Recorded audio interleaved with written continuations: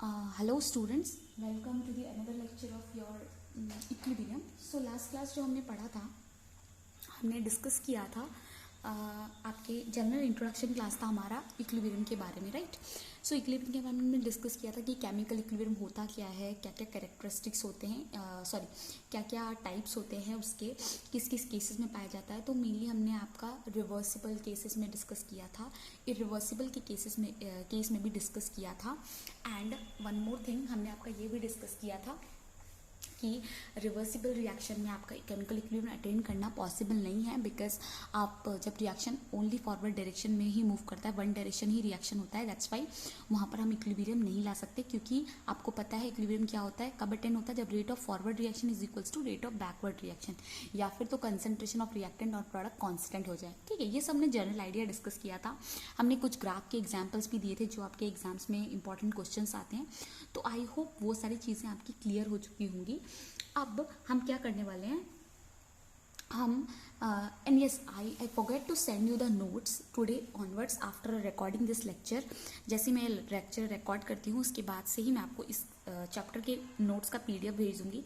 जितना भी मैं आज पढ़ाने वाली हूँ उसका पहले से ही आपको पीडीएफ भेज दूंगी। Likewise I will do once I will record and mean time जब तक मैं अपलोड करूँगी लेक्चर्स उस टाइम तक मैं आपको नोट्स भी भेज दूंगी। एंड यस, दिस क्वेश्चन जो हमने लास्ट डिस्कस किया था, इसमें से मैंने आपके आंसर्स इसमें लिखे नहीं है। मैंने आपको लास्ट वीडियो में एक्सप्लेन किया है कि इसका आंसर क्या होगा। And in this notes also I am not going to mention, because आप खुद से भी थोड़ी चीज़ें याद रखें, that is important. So basically आपको पता ही है कि रेट ऑफ जो रिएक्शन वर्सेस टाइम का ग्राफ था, और मैंने क्या बोला था कि कौन सा ग्राफ शो कर रहा है केमिकल इक्विलिब्रियम। तो आपको पता है जब हमारा rate of reaction versus time का जो ग्राफ होता है, तो आपको पता है जब का उस टाइप पे केमिकल इक्विलिब्रियम कब अटेन होता है, जब rate of forward reaction is equals to rate of backward reaction. तो इस केस में ऐसा पॉसिबल है, इस केस में ऐसा हो रहा है, राइट। यहाँ पर आने के बाद आपका जो रेट ऑफ फॉरवर्ड रिएक्शन है is equals to rate of backward reaction, but यहाँ पर ऐसा नहीं हो रहा है, यहाँ पर भी ऐसा नहीं हो रहा है। सिमिलर वे ये आपका कंसंट्रेशन वर्सेस टाइम का ग्राफ है। अगेन मैंने आपका कंसंट्रेशन का रिलेशन भी समझाया था कि एक पर्टिकुलर टाइम के बाद आपके कंसंट्रेशन, इधर वो प्रोडक्ट हो या फिर रिएक्टेंट हो, वो कांस्टेंट हो जाएंगे। मैं नहीं बोल रही इक्वल, मैं बोल रही हूँ कांस्टेंट। कांस्टेंट मतलब आफ्टर एक टाइम के बाद वो बढ़ना और घटना कम हो जाएंगे, मतलब बढ़ना और घटना उनमें चेंज हो जाएगा, वो कांस्टेंट हो जाएगा। जैसे कि फॉर एग्जांपल देखो, कंसंट्रेशन आपका, ये रिएक्टेंट का कंसंट्रेशन एक टाइम के बाद डिक्रीज कर रहा था, फिर कांस्टेंट हो गया। प्रोडक्ट का कंसंट्रेशन बढ़ा था, फिर कांस्टेंट हो गया। यहाँ पर भी रिएक्टेंट का कंसंट्रेशन डिक्रीज कर रहा है, फिर कांस्टेंट हो गया। प्रोडक्ट का कंसंट्रेशन डिक्रीज कर रहा है, इंक्रीज कर रहा है, फिर कांस्टेंट हो गया। बट देखो यहाँ पर आपका रिएक्टेंट का कंसंट्रेशन, प्रोडक्ट का कंसंट्रेशन एक टाइम के बाद इक्वल भी है, बट हमको उससे मतलब नहीं है वेदर ये इक्वल है या नहीं, हमको बस ये देखना है कि कांस्टेंट हो रहा है नहीं हो रहा है। तो हो रहा है कांस्टेंट, मतलब ये भी सही है, ये भी सही है, और दिस वन भी सही है। ठीक है, तो ये हमने लास्ट क्लास का जो हमारा बेसिक डिस्कशन था, जो हमने ये डिस्कस किया था लास्ट क्लास में। अब जो हम इस क्लास में डिस्कस करने वाले हैं वो है जनरल कैरेक्टरिस्टिक्स। क्या पढ़ने वाले हैं हम? कैरेक्टरिस्टिक्स के बारे में पढ़ने वाले हैं। ठीक है, तो आई थिंक ये आपको क्लियर होगा। आई थिंक ये वाली चीज़ें जो मैंने थोड़ी ज़्यादा लिख दी हैं, जब आप खुद एग्जामिनेशन, देखिए मैं इतना ज़्यादा कुछ चीज़ें एक्स्ट्रा लिखती हूँ ताकि आपको चीज़ें समझ में आए जब आप खुद से पढ़ रहे हो।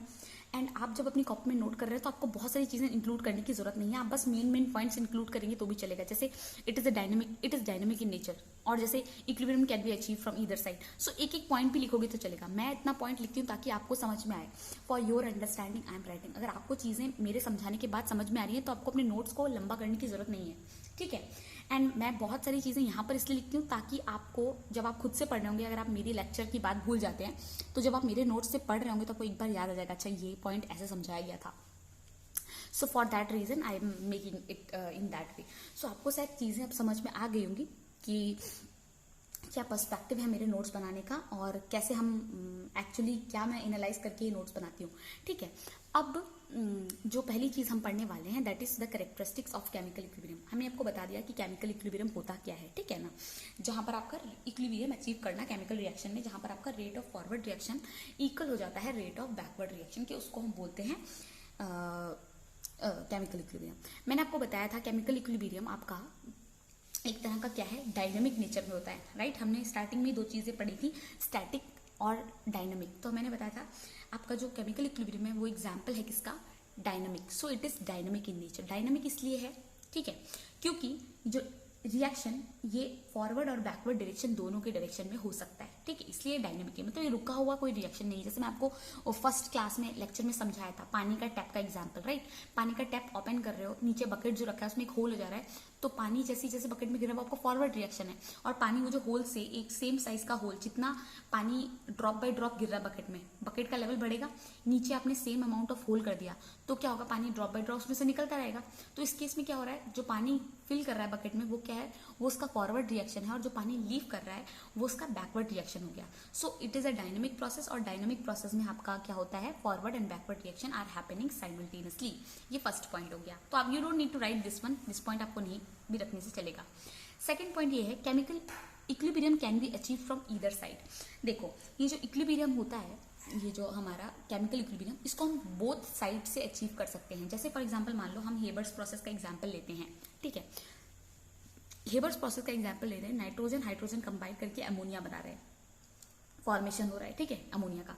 अब डिसोसिएशन ऑफ अमोनिया देख लो, ये NH3 है, ये डिसोसिएट होके क्या बनाता है आपका, नाइट्रोजन प्लस हाइड्रोजन, क्या बनाता है, नाइट्रोजन एंड हाइड्रोजन बनाता है, ठीक है। तो ये डिसोसिएट करके बना रहा है, राइट, आपका डिसोसिएट करके बना रहा है। तो ये जो रिएक्शन है, ये this can happen both in both the direction, मतलब इस केस में आपका जो केमिकल इक्विलिब्रियम है बोथ डायरेक्शन में केमिकल इक्विलिब्रियम अचीव होगा। एंड भले ही आपको ये दिख रहा है, ये फॉरवर्ड दिख रहा है, ये बैकवर्ड की तरीके से दिख रहा है, बट आपका जो इक्विलिब्रियम पॉइंट होता है, मतलब जिस पर्टिकुलर टाइम पे इक्विलिब्रियम अचीव होता है उसको हम बोलते हैं इक्विलिब्रियम पॉइंट, राइट। मतलब ऐसे टाइम पर जहां पर इक्विलिब्रियम अचीव हुआ उस टाइम को हम बोलते हैं, उस पर्टिकुलर पॉइंट को हम बोलते हैं इक्विलिब्रियम पॉइंट, ओके। सो ये पॉइंट अफेक्ट नहीं होगा वेदर रिएक्शन ऐसे प्रोसीड कर रहा है, nitrogen hydrogen combine together to form ammonia, और या फिर ammonia will dissociate to form nitrogen hydrogen. So यही मैंने यहाँ पर लिख भी दिया है, it won't affect the equilibrium point, equilibrium point affect नहीं होगा। तो आई थिंक आपको ये सेकंड पॉइंट भी क्लियर हो गया होगा। Now comes the third point. Third point ये है, initial concentration has no effect on relative concentration of at equilibrium. मतलब आपको पता है इनिशियली क्या होता है, आपके रिएक्टेंट ही कंबाइन करके प्रोडक्ट बनाते हैं, तो इनिशियली सिर्फ रिएक्टेंट का ही कंसंट्रेशन होता है। जैसे फॉर एग्जांपल ये देखो, आपका नाइट्रोजन एंड हाइड्रोजन है, ये कंबाइन करके अमोनिया बना रहे हैं, ठीक है। तो इनिशियल जब ये रिएक्शन स्टार्ट नहीं हुआ होगा तो सिर्फ कंसंट्रेशन किसका होता है, सिर्फ नाइट्रोजन एंड हाइड्रोजन का ही होता है, पर जो इनका कंसंट्रेशन होता है उसका कोई इफेक्ट नहीं होता है कि इक्विलिब्रियम पे कोई इफेक्ट नहीं होता है, उनके रिलेटिव कंसंट्रेशन का कोई इफेक्ट नहीं होता है, ठीक है। मतलब अब देखिए, फॉर इनिशियल कंसंट्रेशन कुछ भी हो सकता है, बट जैसे इक्विलिब्रियम रीच हुआ, आपको पता है इसका भी कुछ कंसंट्रेशन लूज हुआ होगा एंड इसका भी कुछ कंसंट्रेशन गेन हुआ होगा।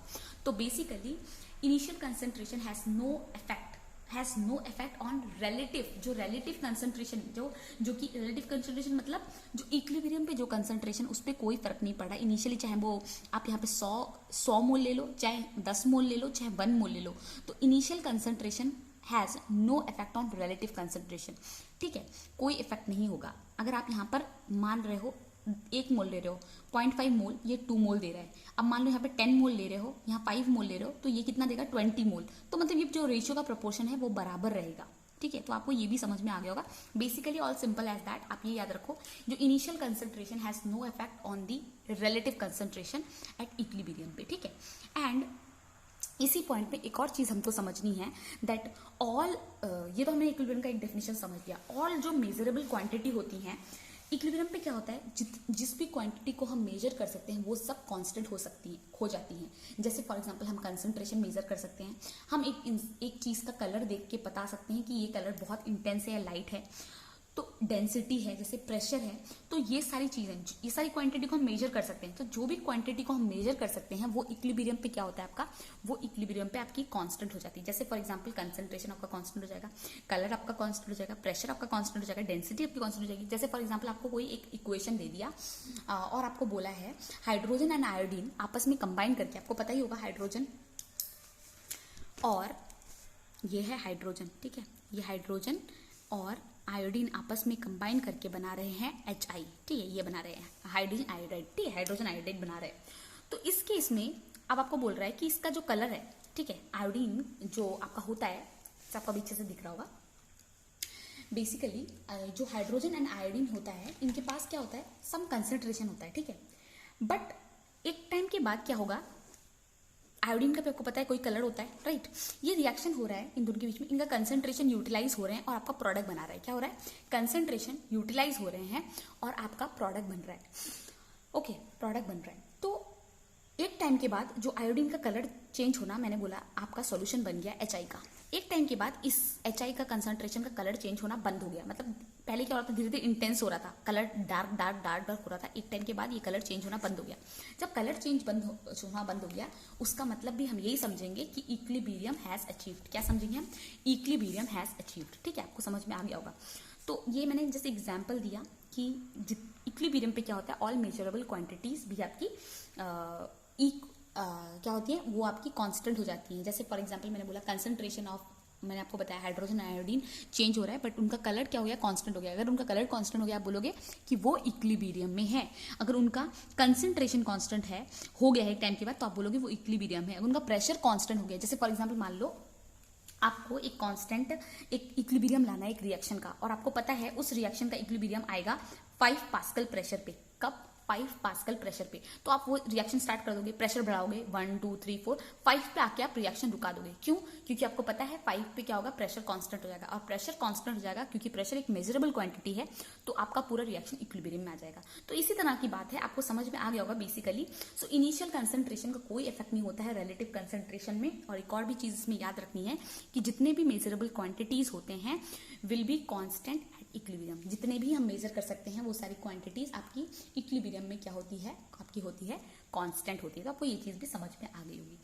तो नेक्स्ट चीज जो है हमारी, दैट एट इक्विलिब्रियम क्या होता है आपका, एट इक्विलिब्रियम आपको पता है forward reaction is equals to backward reaction. हमने बहुत बार डिस्कस कर लिया। इक्विलिब्रियम पे आपका केमिकल इक्विलिब्रियम पे आपका क्या होता है, forward reaction, rate of forward reaction that is equals to rate of backward reaction. और हमने ये भी पढ़ा है कि कंसंट्रेशन जो होता है रिएक्टेंट एंड प्रोडक्ट का एक टाइम के बाद कांस्टेंट हो जाता है। तो आपको 2 पॉइंट याद रखना है कि एट इक्विलिब्रियम आपका 2 पॉइंट इंपॉर्टेंट है। One is what, your forward reaction, forward reaction आपका is equals to backward reaction, and दूसरा concentration of reactant and product एक टाइम के बाद कांस्टेंट हो जाते हैं। क्या हो जाते हैं? कांस्टेंट हो जाते हैं। तो आई थिंक ये आपको पॉइंट्स क्लियर हो गए होंगे। हमने अभी 3 पॉइंट्स डिस्कस कर लिए।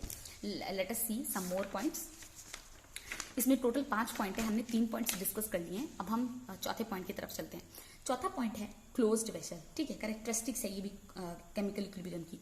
अब इक्विलिब्रियम जो है, जो ये केमिकल इक्विलिब्रियम की भी हम कैरेक्टरिस्टिक्स डिस्कस कर रहे हैं, वो इक्विलिब्रियम हमेशा आपका एक क्लोज्ड कंटेनर में ही होगा, तभी इक्विलिब्रियम अटेंड होगा। मतलब अगर आपके पास कोई क्लोज्ड वेसल है उसी में आपका इक्विलिब्रियम अटेंड होगा, कोई ओपन वेसल है उसमें आपका इक्विलिब्रियम अटेंड नहीं होगा। अब ये जो है पॉइंट, ये जस्टिफाइड कैसे है, अब आप खुद अपना दिमाग लगाओ और मैं एक एग्जांपल दे रही हूँ, आप उसको एकदम अच्छे तरीके से समझने की कोशिश करो।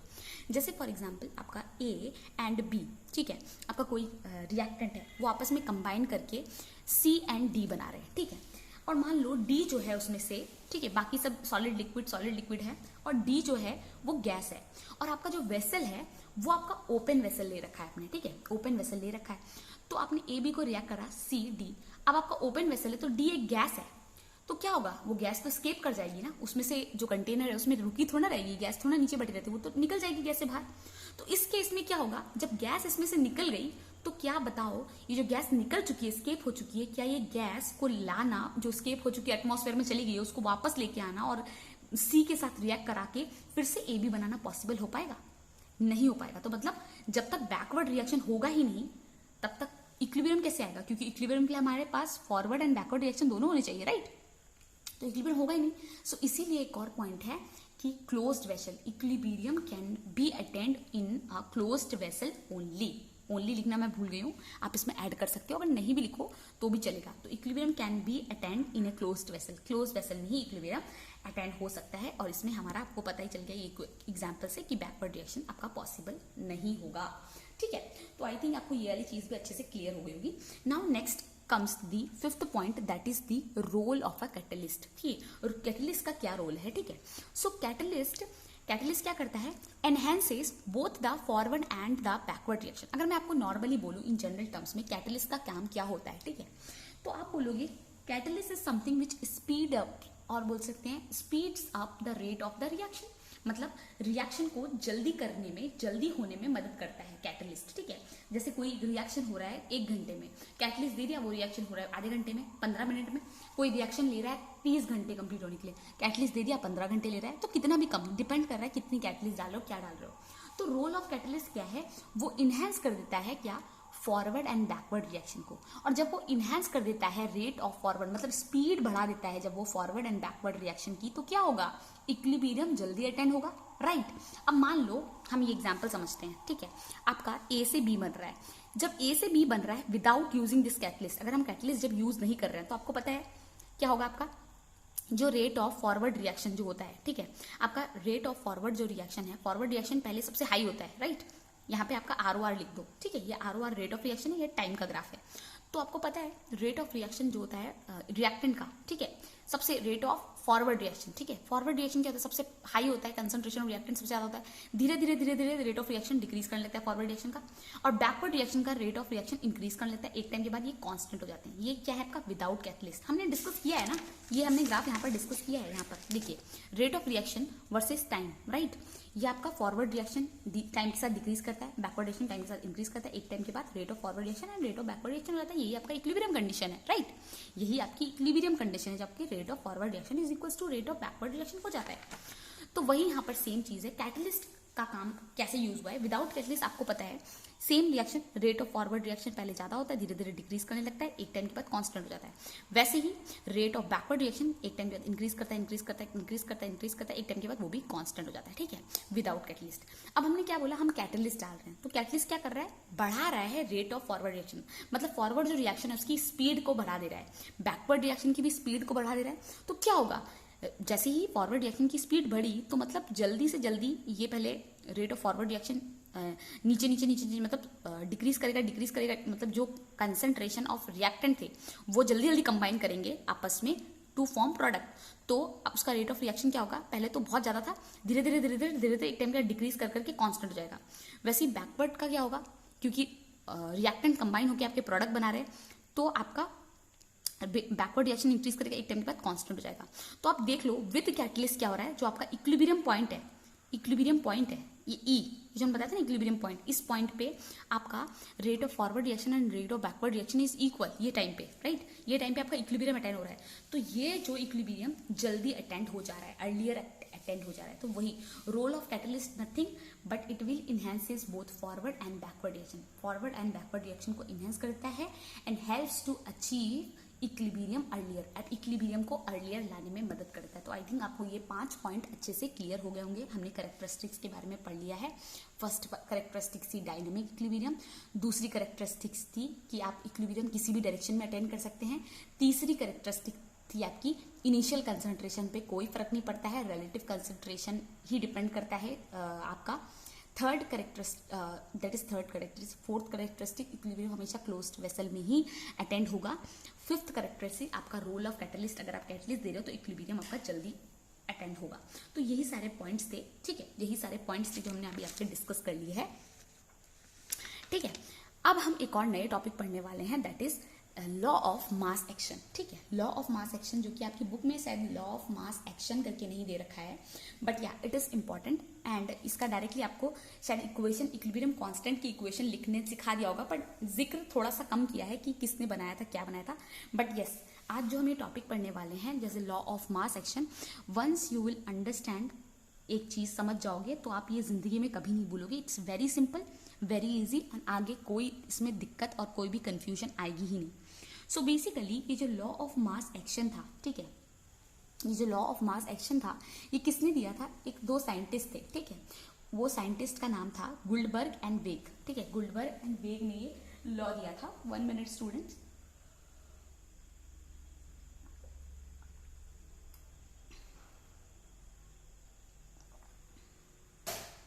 Okay, yes, so we were discussing law of mass action. तो ये जो लॉ ऑफ मास एक्शन है आपका, ये दो साइंटिस्ट ने दिया था, गुल्डबर्ग एंड वेग करके साइंटिस्ट का नाम था, उन्होंने दिया था ये लॉ ऑफ मास एक्शन।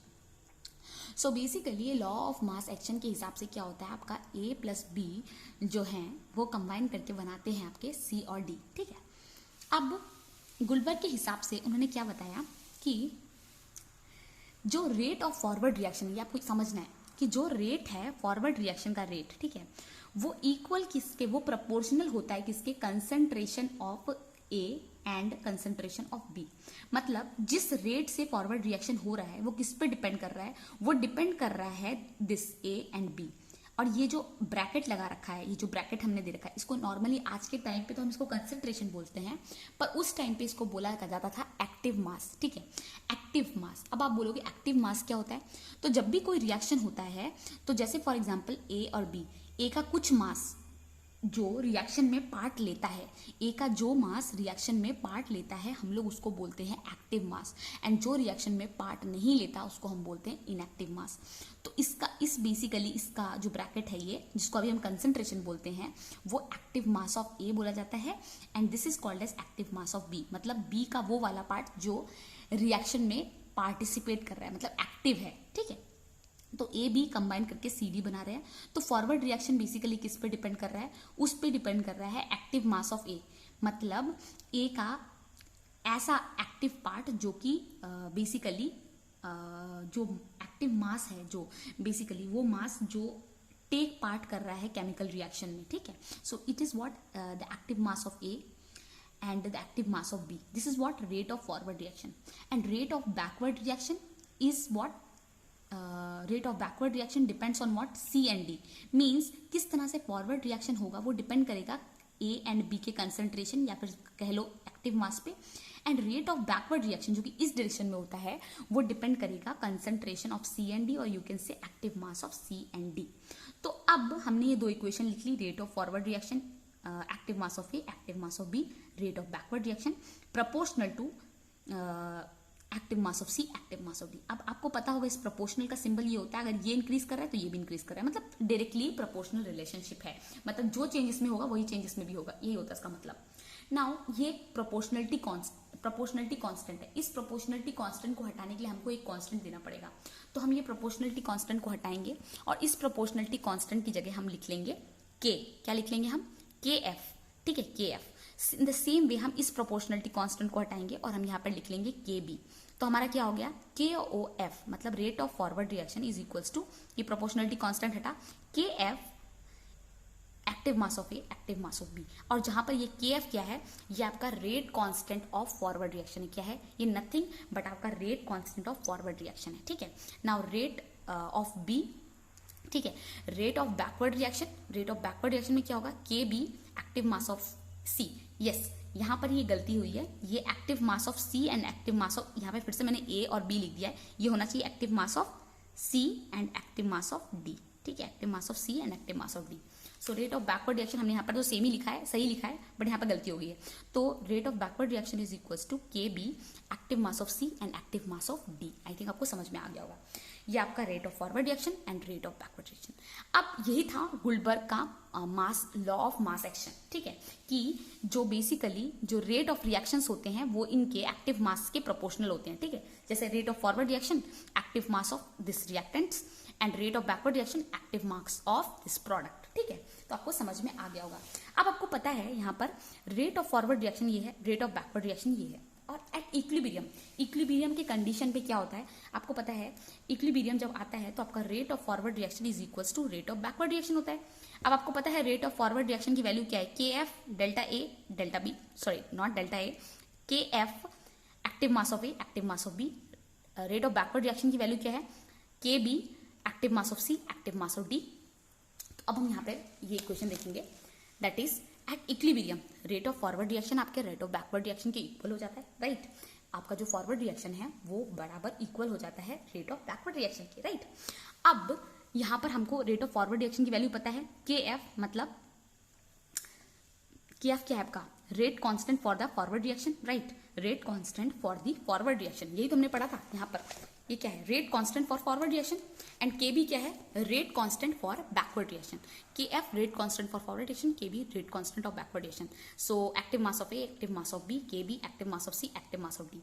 अब ये जो हमारा कांस्टेंट टर्म है, हमने K F by K B को डिनोमिनेटर में ला दिया, सी डी, और ये जो चीज है ये डिनोमिनेटर पे चल गई, active mass of A active mass of B. अब देखो ये के एफ मतलब rate constant of forward reaction, rate constant of backward reaction, ये दोनों कांस्टेंट टर्म है। तो हम इन दोनों कांस्टेंट टर्म की जगह हम के ई लिख सकते हैं, राइट? बिकॉज दोनों ही कांस्टेंट टर्म है। Constant is equals to constant divided by constant is equals to constant multiply by constant is equals to constant. तो हमने K F by K B is equals to K E कर दिया। तो this K is nothing but this is what your equilibrium constant. ये क्या है आपका, ये nothing but this is what your equilibrium constant. और इसके बारे में हमारा जो अभी नेक्स्ट लेक्चर आएगा उसमें हम काफी डिस्कशन करने वाले हैं कि इक्विलिब्रियम कांस्टेंट क्या होता है। सो दिस इज व्हाट के ई, ठीक है, K E is equals to K F by K B. Okay, so that is equals to, ये आपको पता है, delta C, delta D, delta A, not delta, this is active mass or concentration of C, concentration of D, concentration of A, concentration of B, और you can say active mass, ठीक है। सो अगर हम बोलें तो हमारे पास ये इक्विलिब्रियम कांस्टेंट आ गया। अगर मैं बोलूँ आप इक्विलिब्रियम कांस्टेंट को डिफाइन करो तो आप क्या बोलोगे, आप बोल सकते हो equilibrium constant is basically the rate constant of forward reaction to the rate constant of backward reaction, right.